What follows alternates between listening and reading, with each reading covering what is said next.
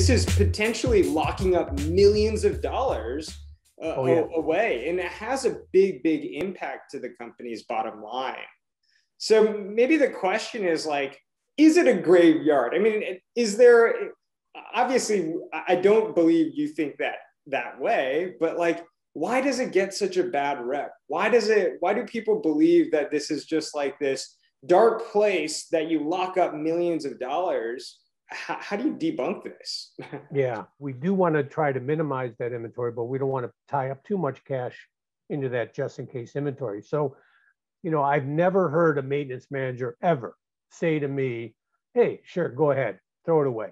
Don't throw that motor away because we can rebuild it, we can take parts off of it.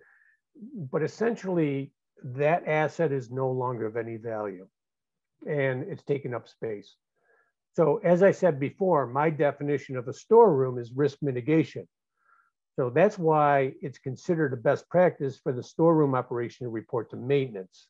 I've worked with some companies, some organizations where the storeroom reports to the finance department, which is not considered a best practice. We have competing KPIs. Finance wants to control costs.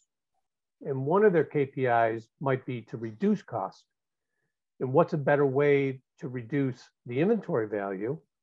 So let's put a KPI in place to reduce inventories by 10%, which I have seen. Okay, so that is one of the KPIs I've actually seen in the industry is, okay, year over year, we need to reduce our inventories by 10%.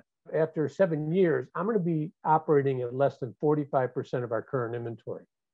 That's an incredible exposure of risk to the organization. Okay, the KPI should be to determine what is the right value and then manage that number.